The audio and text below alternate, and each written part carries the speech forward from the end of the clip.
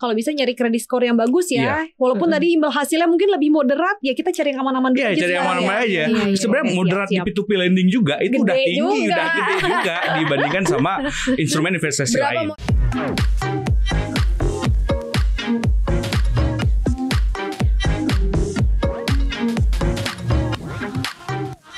Ya, selamat datang di podcast Cuap-Cuap Cuan. Hari ini ada koneksi konten Ekonomi seksi. Yeay! Bareng sama dengan Maria Katarina dan juga Ibu Inta di sini sudah pastikan sudah hafal ya dengan beliau ya suaranya ya. Dan ada tim riset CNBC Indonesia nih, tim riset CNBC Indonesia, ada Mas Ferry Sandri. Hai Mas Fer.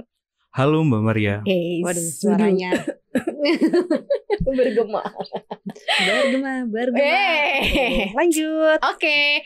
Sobat Cuan, siapakah di sini yang memakai atau menggunakan aplikasi pinjaman online ya atau P2P lending? Mungkin yang update juga di media sosial, kita mungkin udah tahu juga nih ya bahwa memang ada kondisi kredit bermasalah ya yang dialami oleh P2P pinjol atau P2P lending. Nah, sedikit nih kita kasih dulu datanya ya Mas Ferry ya dan juga Bunta ya. Di sini terlihat gitu ya, ini data berdasarkan OJK ya, non-performing loan di atas 90 hari platform fintech teknologi P2P lending mencapai 1,42 triliun rupiah ya per Oktober 2022. Ini naiknya 140,78% secara tahunan. Waduh, ya tinggi banget. Dari sebelumnya yang cuma di 595,44 M, push melambung 1,42 triliun. Dalam setahun berarti banyak banget yang menggunakan platform ini dan tidak membayar, berarti kan posisinya seperti itu ya. Kemudian yang menarik lagi adalah berdasarkan gender, pinjaman perorangan kredit macet ini didominasi oleh nasabah berjenis kelamin laki-laki dengan nilai outstanding pinjaman sebesar 667,74 miliar dan perempuan di 564,63 miliar rupiah. Dari sisi usia, ternyata umur 19 sampai 34 tahun alias generasi milenial dan generasi Z atau Gen Z yang mendominasi porsi kredit macet di atas 90 hari. Waduh. Penyumbang yang kedua ternyata di 35 sampai 54 tahun yang menggunakan apps atau platform ini. Ini kan kalau ditarik mundur sebenarnya mulai booming-boomingnya tuh 2018 nggak sih? Kalau nggak salah ya. Mulai ada satu mekanisme, entahlah dia disebutnya apa sih? Investasi apa sih Mas? Kalau ini? Ya sebenarnya munculnya si P2P lending sendiri kan bagian dari tumbuhnya fintech ya di Indonesia. Sebenarnya kalau fintech itu mungkin kita bisa narik paling jauh itu ke istilahnya apa ya, nenek moyangnya bank digital Indonesia gitu. Mungkin kayak dari Genius gitu ya. Genius sudah dari 2016.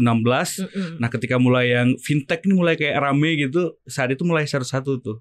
Sebenarnya sebelum itu emang udah ada siapa nama yang P2P lending atau yang fintech yang awal. Bang Amar juga sebenarnya udah sebagai fintech tuh udah sebelumnya. Cuman yang kayak bener-bener yang bikin yang namanya kayak bikin meledak Indonesia kan Genius ya yang kayak banyak dipakai gitu. Akhirnya ramai lah kayak orang-orang ngeliat wah fintech ini menarik gitu. Mulai itu satu-satu karena lending. Akses ya, karena lebih kemudahannya ya. Mereka nggak perlu bawa kartu atau apa gitu ya, semuanya via handphone. Karena boomingnya fintech gitu. Dan pendaftarannya biasanya lebih gampang. Jadi kayak cuma kita selfie sama KTP. Selfie muka sama selfie kita dengan KTP. Terus abis itu diproses hitungan jam ya harusnya. Gak selama kalau misalnya kita ngajuin kredit bank. Kalau kita mau minta kredit kartu kredit di perbankan aja bisa berapa tuh? Bisa di cross check dulu berminggu keluarganya ya kan. Terus kayak macam-macam deh BI checkingnya gitu ya supaya kita bisa dapat akses punya kartu kredit. Ini kan satu mekanisme sebenarnya yang justru malah memudahkan orang-orang yang gak bankable ya, yang kurang bankable untuk bisa punya kredit gak sih? Berarti kenapa kemudian sekarang malah banyak banget yang nunggak gitu? Maksudnya banyak banget yang kemudian tidak punya tanggung jawab untuk mengembalikan apa yang dipinjam gitu. Kalau lo menyoroti gimana Bunta? Kalau misalnya sebenarnya ya, nah kalau P2P ini kan sebenarnya menariknya bukan cuma dia menyalurkan, tapi dia juga menampung dana masyarakat. Benar. Kan. Jadi kayak fundraising gitu Fundraising, bisa membiayai usaha tertentu atau bisnis tertentu gitu kan? Iya betul. Nah kalau misalnya buat orang yang menerima penyaluran kredit, ini sebenarnya harusnya manajemen risiko kali ya. Kelihatannya kalau dari anak-anak milenial tadi, kalau dari aku sih khawatirnya mereka itu kurang literasi untuk pengelolaan keuangan. Khawatirnya ya, karena kan kalau misalnya apa yang dari mereka punya pendapatan aja, harusnya kan mereka kalau punya utang itu 30% ya batas aman. Ya, komposisi financial planner-nya 30%, nggak boleh lebih. Iya, supaya nanti mampu untuk ngebayar itu. Nah, tapi kalau misalnya mereka terpapar dengan gaya hidup, dengan yang ada di media-media sosial, dan mereka membeli sesuatu yang di luar dari kemampuan mereka, khawatiran ya buat para millennials. Nah, akhirnya jadi tadi menjadi tunggakan. Mungkin kalau dari Mas Ferry juga punya pandangan sendiri ya. Karena katanya sekarang para P2P ini menutupi gagal bayarnya para peminjam ini ya dengan funding, katanya banyak banget, dan sekarang udah kelelahan, mungkin udah kecapean juga, punya data keuangannya udah nggak sanggup lagi gitu. Sebenarnya kalau kita mau bahas ini ya panjang ke belakang, mungkin kayak yang fintech ini sendiri ya, P2P lending itu memang hadir ya buat ngisi kekosongan dari credit card, akses pinjaman modal yang kita tuh nggak ada. Di Indonesia sendiri sebenarnya penetrasi credit card itu di bawah 5%. Itu kecil sekali gitu. Bahkan di Amerika yang memang kayak orang yang tahu kan, kayak di Amerika kayak tiap bulan mereka dapat mail gitu yang isinya credit card, terus ya mereka akhir bulan bayar-bayar gitu. Jadi gitu. lifestyle kan, rata-rata mereka semua pada pakainya credit card. Dan itu juga sebenarnya mereka masih kurang juga dari ini penetrasi itu masih belum cukup gitu. Jadi awalnya P2P lending dan fintech secara keseluruhan itu buat ini mengisi kekosongan itu. Jadi credit card itu kan bikin perbankan gitu. Mereka tuh bikin aturannya ketat banget gitu. Jadi mereka membatasi supaya gagal bayar per tahunnya itu di bawah 3% gitu. Jadi kayak NPL yang di bank itu kayak dibatasin 3%. Jadi akses orang tuh nggak semua bisa masuk ke sana. Nah, yang awal saya lupa ini siapa ini ya, tapi ada salah satu pendiri P2P lending. Dia sebelumnya kerja di bank investasi di Amerika gitu. Jadi dia nge-running data gitu. Ternyata ketika emang NPL-nya itu dinaikkan sampai 15%, sebenarnya kayak dibiarin aja kayak orang-orang yang memang yang sebenarnya harusnya nggak masuk di yang 3% ini, dinaikin threshold-nya, ternyata masih untung aja gitu. Jadi sebenarnya kayak kalau dinaikin sampai 15% kan berarti ada tambahan orang yang masuk ya gitu. Berarti tambahan orang yang bisa bayar juga sebenarnya ikut naik ya. Untuk bertambah. Ikut bertambah, tapi tetap ada juga yang gagal bayar. Jadi sebenarnya P2P lending itu kayak ngisi ini, ngeksploitasi itu. Ternyata ini kalau secara hitung-hitungan sebenarnya kalau yang kayak credit card dibikin nggak seketat itu masih untung aja. Dan tuh memang kejadian ya di awal-awal gitu, kayak P2P kan memang benar-benar kayak yang lebih relax ya daripada bank. Tapi mungkin dalam keberjalanannya sekarang itu relaksasinya itu mungkin kayak terlalu berlebihan itu, kayak yang mungkin batasannya itu mungkin kayak yang ini harusnya udah ceiling, dinaikin lagi ke atas sama mereka, naik lagi. Belum lagi ditambah dengan masalah yang funding startup, masalah yang ini ya, kalau misalnya kayak P2P lending mungkin untuk kebutuhan konsumsi, sebelumnya itu enak banget sebenarnya buat dieksploitasi gitu. Jadi platform pinjaman itu kerjasama dengan startup lain gitu. Jadi kalau kita pakai platform pinjaman ini, kita dapat promo dari sana gitu. Jadi kan marginnya dari keuntungan tuh ada tuh. Kalau ditambah pembayaran tuh, jadi kita masih untung jatuhnya. Tapi sekarang kan pendanaan di startup dari pihak swasta udah kering banget gitu. Parah. Gak ada lagi yang kayak promo-promo gila-gilaan. Jadi kemungkinan mereka buat memperoleh gain yang ini anggapnya kayak gain ya dari transaksi gitu udah semakin kecil gitu. Kita merasa ya ojek online juga gitu ya, udah nggak ada promo kan. Beginilah sulit ya sekarang. Cuman ini karena memang kita yang belum mature, belum mateng secara industrinya, atau emang karena penggunanya yang belum bisa cukup beradaptasi baik gitu dengan kemudahan kredit, kemudian kok malah susah gitu. Sekarang tracking nggak bisa bayarnya gimana sih ini orang-orang yang nggak bisa nyicil ini? Apakah bisa tertracking, kemudian bisa melakukan penagihan seperti apa gitu? Karena kan waktu itu pernah bahkan ngobrol sama Pak OJK tuh Satgas ya. Malah dia bilang bahkan ada orang yang memang sengaja dia punya banyak handphone atau mungkin bikin banyak akun di pinjol atau aplikasi pinjaman online ini emang untuk gali lubang tutup lubang. Mereka punya akun di sini di A untuk bayar nanti di A nih nggak bisa pinjam lagi nih dan bingung cara bayarnya, dia bikin di B, dia tutup ke sini, nanti yang untuk nutup DB dia bikin si C ini. Walaupun nanti ada teror-teror yang terjadi misalnya di teman-teman handphonenya diteleponin karena suruh bayar lah, tapi kayaknya itu nggak menyurutkan orang untuk menggunakan itu. Bahkan yang terbaru nih ya Bunta, ada orang yang bahkan dengan sengaja gitu untuk menggunakan pinjol ini untuk pinjam uang dan emang gak mau dibalikin gitu. Kan miris banget gak sih dengan eksploitasi awal yang tadi kata Mas Ferry sebenarnya lumayan oke, apalagi untuk mereka yang sedang berusaha, tapi kok malah sekarang dialihkan ke konsumsi yang gak genah gitu loh, untuk sesuatu hal yang gak penting gitu. Ya. Ya, jadi sebenarnya kalau misalnya dari sebagai yang penerima ya, juga seharusnya mereka ngerti kalau misalnya pemakaian uang itu pasti ada risikonya. Kalau misalnya minjem, pasti nanti ada bunga. Nah, bunganya itu yang harus kelola ya risikonya. Dalam arti kayak gini, kalau harusnya mereka juga memikirkan nih, kenapa mereka bisa mendapatkan uang lebih mudah daripada perbankan. Ternyata kalau misal minjem dari aplikasi, bunganya lebih tinggi. Jadi itu sebenarnya yang harus mereka perhatikan juga. Dan kalau bisa, kalau mau bayar utang itu jangan cuma minimalnya ya. Kan kalau misalnya kartu kredit, dan bunga keterlambatannya katanya juga lebih tinggi ya daripada kartu kredit ya. Hitungannya per setengah hari lagi katanya kalau untuk beberapa pinjol. Bener gak sih? Ada beberapa pinjol yang per setengah hari, tapi emang kebanyakan per hari gitu ya. Tapi emang ini apa? Satu yang permasalahan dari masyarakat kita ya, memang belum mature ya istilahnya buat pengelolaan utang sendiri. Tapi sebenarnya dari pihak si pinjol atau platform sendiri, mereka juga nggak yang bisa dianggap yang bisa lepas tangan gitu. Mereka sebenarnya ketika jumlah gagal bayar itu meningkat, itu ada juga bagian dari kesalahan mereka. Harusnya waktu udah lampu kuning udah mereka berusaha ini ya. Bagian dari kesalahan mereka, maksudnya harusnya mereka lakukan kontrol itu ya sebelum benar-benar terjadi gagal bayar. Jadi kan saya nggak tahu di banyak ya, tapi ada beberapa yang memang yang platform P2P itu mereka ini bikin credit score sama ya kayak si pinjaman bank. Cuman credit score mereka kan masih ini ya, masih mereka tuh bangunnya dari awal, dari scratch gitu. Kalau emang yang dari bank kan mereka ada yang kayak jelas kayak transaksinya, bank lebih gampang lah tahu kredit score kita. Kalau ini kan dari ada yang orang memang nggak ada akses ke bank, kayak tiba-tiba ke P2P lending. Jadi mereka dari awal emang kayak ngebangun tuh dari kayak betting sama unbanked population nih, bikin kredit score ini. Berarti sebenarnya kematangan kredit score mereka itu belum matang saat ini, masih masih banyak kekurangan. Jadi saya sempat ngomong sama salah satu yang bank digital, ada juga yang kerja di P2P lending gitu.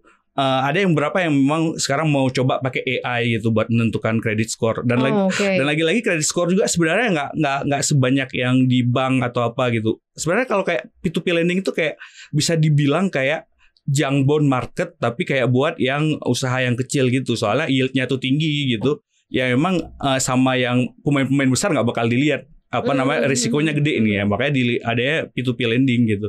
Tapi ya itu credit score mereka itu masih yang belum yang benar-benar secanggih punya bank gitu ya. Bank kan benar-benar kayak credit score-nya oke, mereka benar-benar bisa ngukur resikonya gitu. Jadi kayak nggak mungkin yang tiba-tiba naik kayak kejadian yang Tanihub yang sampai 49% yang gagal bayar gitu. Kalau bank kan kayak mungkin ada yang kayak lewat itu paling 5% gitu. Dan masih bisa dikonten gitu. Iya, soalnya mungkin kalau data bank ya semuanya kan terintegrasi ya. Jadi mereka ketahuan punya kredit apa aja. Kan kalau kita misalnya nih mau mengajukan kredit mobil tapi kita punya cicilan rumah atau apa, terus kelihatan dari gajinya, kan biasanya kita jadi pertimbangan juga kita dapat kredit atau enggak.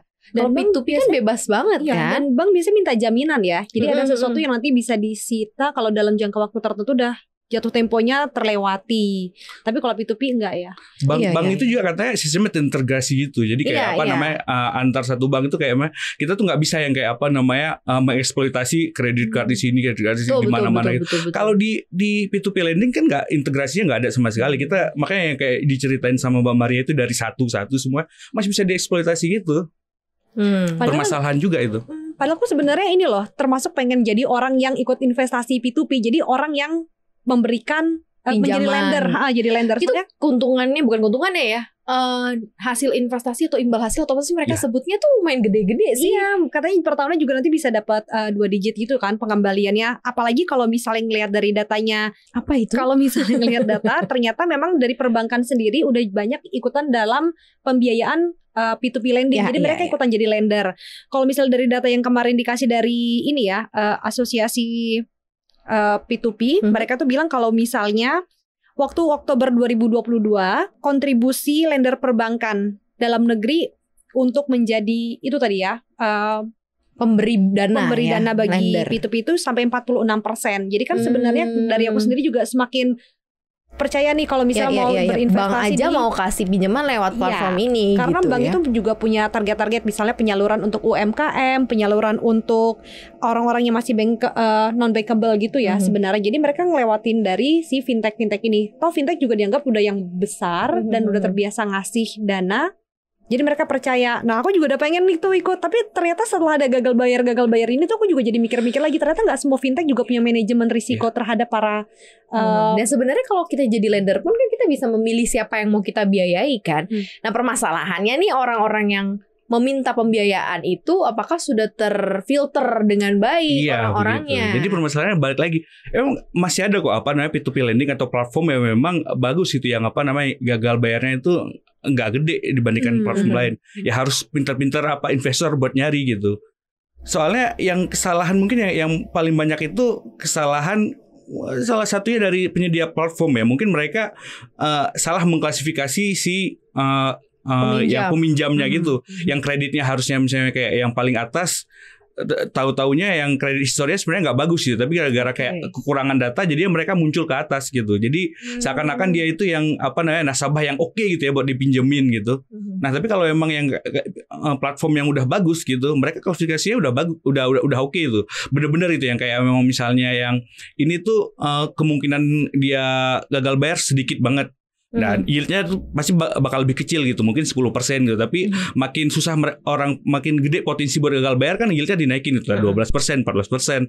Kalau emang kayak kita di platform yang oke, terus kayak ngelihat yang dikasih yang kredit skornya oke, kemungkinan balik tuh sebenarnya ya besar-besar aja gitu. Kayak peluang cuan juga lebih gede gitu dari P2P lending sendiri. Platform bisa ikut terjun untuk cari tahu nggak sih mereka-mereka nih mungkin yang para peminjam yang tidak bisa bayar gitu, untuk kemudian mungkin gimana ya, nyita aset nggak bisa juga ya, nggak ada yang dijaminin juga ya, bingung. Ini gimana misalnya peran platform ini sendiri?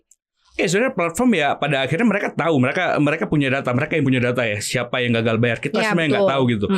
Kalau kita tahu gitu siapa yang gagal bayar, apakah yang gagal bayar itu yang misalnya kita anggap ya ada rankingnya A, B, C gitu.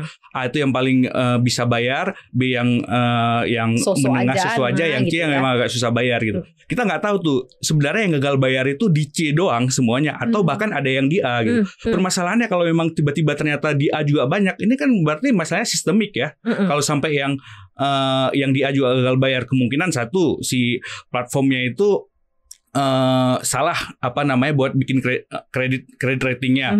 Kedua memang juga salah gitu ya. Kedua mungkin memang kondisi ekonomi ya memang lagi buruk-buruknya gitu. Bisa jadi juga kayak orang-orang yang harusnya bisa bayar gara-gara kondisi ekonomi yang semakin menantang ya. Jadinya mereka juga kesusahan begitu, Mbak. Mereka juga akhirnya nggak bisa dipercaya lagi kan sama funding atau mungkin angel investor yang mau suntik dana lagi juga. Agak susah nih kalau kejadian. Udah nggak ada lagi buat dana itu. Jadi investor swasta beneran kayak yang udah ngukur langkah banget gitu. Jadi mereka benar-benar kayak mau nambah investasi ke yang platform yang memang kayak oke ini jalan itu. Kalau emang udah yang kayak udah parah banget, mayoritas investor itu udah cut loss saja gitu, write off dari dia udah oke lah, ini nggak bakal jalan gitu. Tapi sebenarnya kalau misalnya dari P2P lending ini bisa nggak sih dia merestrukturisasi kredit macetnya supaya dianya sendiri menjadi lebih sehat nih sebagai sebuah ada cara startup. Itu nggak bisa ditempuh nggak? Sebenarnya ada, tapi kan permasalahannya mereka harus nyari lagi ya siapa yang mau membiayai restrukturisasi mereka gitu. Mereka kan nggak ada uang gitu. Restrukturisasi mereka entah lewat pinjaman sindikasi ke bank apa, kemungkinan juga bank ya nggak bakal juga kalau ngelihat histori perusahaannya kayak gini, mana mau bank yang ikut terjun lagi. Restrukturisasi bisa dari yang kayak dana swasta gitu, mungkin ada lagi investor yang menyuntik dana nambahin $100 miliar atau berapa buat ngelunasin ini sebagian. Tapi kemungkinan besar juga bakal susah dalam kondisi ekonomi kayak gini. Misalnya semua perusahaan startup maupun yang udah publicly traded, yang teknologi udah turun semua. Orang-orang pada yang kayak mulai kayak skeptis sama yang janji-janji growth. Janji growth kan termasuk P2P ini kan janjinya growth gitu. Jadi sebenarnya kalau misalnya tadi kayak aku mau jadi salah satu lender, sebenarnya asal pilih-pilih P2P lendingnya, dan satu lagi mungkin portofolionya lebih rendah ya, aset yang ditanamkan untuk di P2P lending karena kan sekarang risikonya juga lagi tinggi, apalagi kita lihat kalau 2023 mungkin ekonomi juga belum tentu baik-baik banget. Sama milih orang yang dibiayai juga lebih harus ada screeningnya juga, Bunta, kalau kamu jadi lender ya. Itu kan bisa dipilih, bisa ini kan kita bisa mengiyakan atau menolak kan? Iya bisa. Jadi ada beberapa yang platform yang memang kayak kita tuh bisa milih gitu. Ini ada orang yang membutuhkan dana gitu. Ini yang kayak kredit skornya kayak gini. Ini kita mau milih ngasih ke siapa. Jadi yang orang A, B, C ada kredit skor masing-masing. Ini yang dikasih yield berapa, misalnya 10, 12, 14. Kita bisa milih, kita bisa kayak apa namanya, ini oke gitu. Atau yang memang buat usaha gitu. Ini usahanya apa, kita kayak bisa ngelihat kayak prospek bisnis dan lain-lain gitu. Kita mau ikut chip in. Kalau usaha kan kemungkinan gede ya. Butuh dana, ya chip in ada banyak investor, kita mau masukin uang di sana bisa gitu. Kita bisa lihat-lihat. Ini sih sangat disayangkan ya. Sebenarnya kalau kita lihat dari sistemnya cukup membantu. Sebenarnya banyak orang yang butuh dana untuk usaha tapi nggak bankable atau mungkin panjang urusannya gitu ya. Kalau ke bank cukup membantu. Tapi kalau ada peristiwa-peristiwa seperti ini kan untuk mereka-mereka yang punya tujuan baik akhirnya harus ya ketunda atau mungkin mereka harus cari cara lagi nih. Apalagi kalau seandainya memang akhirnya platform-platformnya udah nggak dapet funding lagi, udah nggak dapet pembiayaan. Tapi sebenarnya kalau dari saya pribadi lagi. Ya, disclaimer aja, saya bukan mendiscourage orang buat P2P lending. Tapi lebih ini, saya sebenarnya mengencourage orang yang investor-investor mau masuk ke P2P lending. Tapi memang harus benar-benar pilih-pilih. Soalnya P2P lending itu benar-benar memberi dampak signifikan dan bagus buat ekonomi ya? Buat yang unbankable tuh benar-benar ngebantu gitu. Tapi kalau memang kayak kita atau siapapun yang mau jadi investor, ya harus pintar juga, harus hati-hati ngelihat platform mana yang bagus, yang terus habis itu kreditnya mau disalurkan ke siapa, dipilih-pilih gitu. Kalau memang sebenarnya semua diikuti dengan jalan yang benar, nggak yang kayak kemakan mungkin sama promo yang kayak nggak masuk akal, kemungkinan bisa aman-aman aja di P2P lending ini.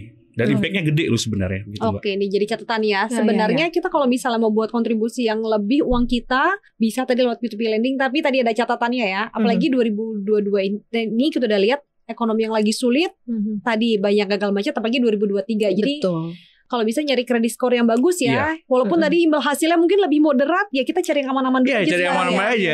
Sebenarnya moderat di P2P lending juga itu udah tinggi, udah gede juga dibandingkan sama instrumen investasi lain. Berapa moderatnya, Mas, rata-rata? Moderatnya sebenarnya ya di 9-10% tuh itu kan udah moderat sebenarnya kalau buat dan itu udah tinggi kalau dibandingin sama produk investasi lain. Anda di saham awal tahun ini masih hutang berapa? 4% untuk balik ke tahun lalu ya. Kalau di P2P ya kalau moderat ya, tapi masalahnya harus dipikirin lagi deh ya. Ini jenisnya high risk high return juga kayaknya ya, masuknya ya, termasuknya. Pokoknya bisa jadi salah satu tadi ya alternatif buat mengatasi inflasi. Supaya return of investment-nya juga lebih tinggi kita. Bisa salah satu alat lah buat memerangi inflasi. Tapi mungkin buat tujuan-tujuan keuangan yang lebih santai ya. Misal bukan buat uang pendidikan anak yang waktu dekat dibutuhin, mungkin bukan buat yang bukan. Ini kalau emang saran saya kayak P2P lending benar-benar yang kayak uang yang benar-benar yang paling dingin lah istilahnya ya, yang memang kayak yang kita udah nggak tahu lagi ini mau duit gue mau ditaruh mana lagi gitu. Ya udah lebih baik kita nggak apa-apa masukin P2P lending, kayak ngambil tuh produk-produk impactful. Banyak tuh sebenarnya P2P lending yang impactnya tuh gede gitu, yang UMKM yang bisa ngebantu masyarakat buat nyari kerja itu sebenarnya yang paling menarik bagi saya P2P lending itu. Jadi orang-orang itu akses modalnya itu ada gitu, dan kita tuh sebagai investor itu walaupun kayak cuma ngasih uang itu tuh ke mereka itu luar biasa loh. Mereka tuh kayak pengaruhnya itu gede banget. Mereka bisa membesarkan bisnis, bisa menggaji karyawannya, biayai anaknya kuliah, sekolah gitu. Wah, cocok nih. Cocok. Kayaknya THR 2 tahun lalu masih lengkap nih. Oh, mantap. Gaji bulan lalu kayak belum kepake. Ya. Gaji tahun lalu masih ada. Hidup ngapain aja tuh? Uang. Sampai gaji tahun lalu aja masih ada ya. Amin.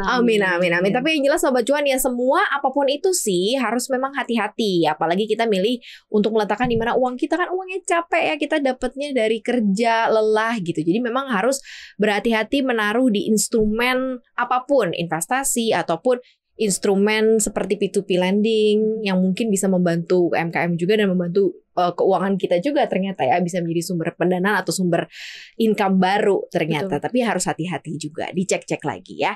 Thank you banget udah dengerin podcast Koneksi hari ini. Jangan lupa dengerin konten podcast kita lainnya di mana aja. Ada di Apple Podcast, di Google Podcast, Anchor, dan juga Spotify. Selain itu juga ada konten-konten dari Cuap Cuan yang ada di Instagram @cuap_cuan dan satu lagi nih di YouTube Cuap Cuan. Kamu komen, share, dan like sebanyak-banyaknya. Pokoknya sampai di share agar yang tadi kayak konten-konten yang bermanfaat hari ini juga bisa didengarkan oleh lebih banyak orang. Dan kalau Sobat Cuan punya pengalaman nih, seperti apa yang kita obrolin nih ya, soal P2P, pernah jadi lender juga atau pernah minjem juga. Nah, sharing dong gitu, kalau kita bisa bantu nanti buat obrolin lagi lanjutannya lebih seru lagi ya.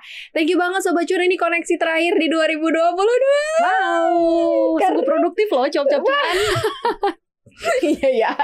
Tahun depan ya, tema besar Cuap Cuan adalah lompatan finansial. Jadi dengerin konten podcast kita untuk bisa dapetin tips, trik juga cara-cara untuk melakukan lompatan finansial. Jadi kalau misalnya kamu yang punya mimpi untuk financial freedom, taruh dulu ya, lakukan yang paling awal adalah lompatan finansial. Apa yang sudah kamu lakukan di dalam hidup kamu sejauh ini ya. Thank you banget Sobat Cuan, terima kasih ya. Maria Katarina pamit. Ferry Santri ya, pamit. Yes. Dan Inta juga pamit. Bye-bye. Dadah Sobat Cuan.